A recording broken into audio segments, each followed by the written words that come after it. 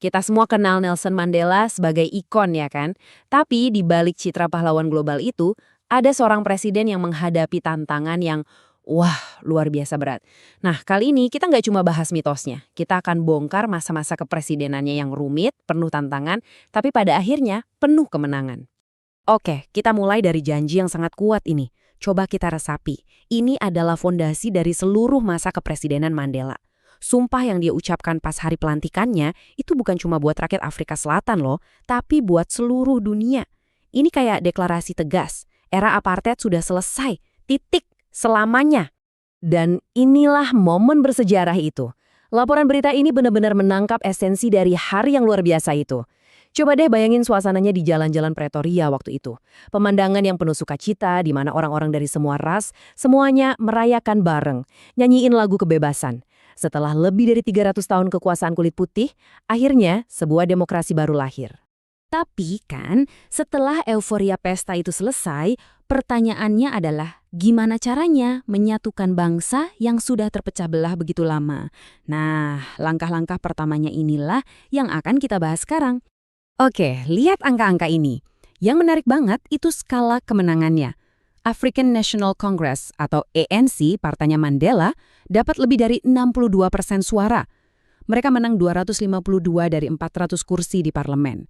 Angka ini bukan sekedar angka kemenangan ya. Ini adalah mandat kepercayaan penuh dari rakyat yang bilang, oke, pimpin kami, bangun kembali negara ini. Nah, ini dia poin yang paling penting. Dengan kemenangan sebesar itu, ANC bisa aja kan menguasai semuanya sendiri. Tapi, apa yang Mandela lakukan? Dia justru memilih rekonsiliasi. Dia membentuk pemerintahan persatuan nasional.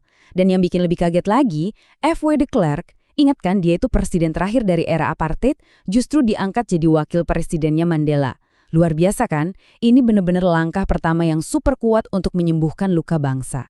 Tapi, harapan dan persatuan itu harus berhadapan dengan kenyataan yang pahit banget. Yuk kita lihat sekarang, warisan masalah apa sih yang ditinggalkan apartheid buat pemerintahan baru ini?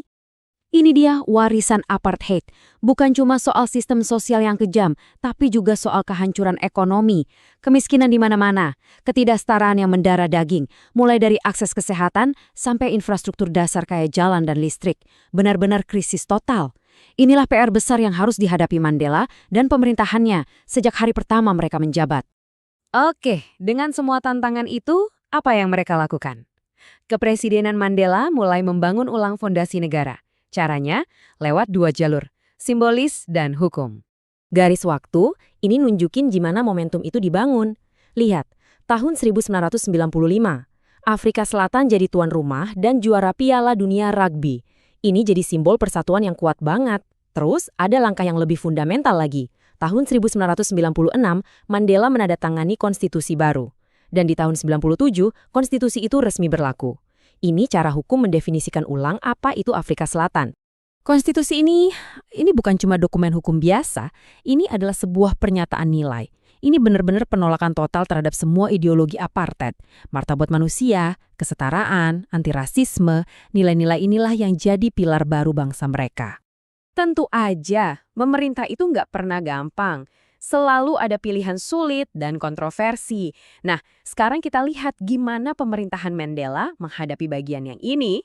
Di sini kita lihat ada pergeseran kebijakan ekonomi yang penting banget. Awalnya ada yang namanya RDP. Fokusnya itu benar-benar buat menolong rakyat. Bangun rumah, kasih layanan kesehatan, ciptain lapangan kerja, kebutuhan mendesak gitu. Tapi di tahun 1996, fokusnya geser drastis ke kebijakan yang namanya GIR. Ini pendekatannya lebih ke pasar bebas.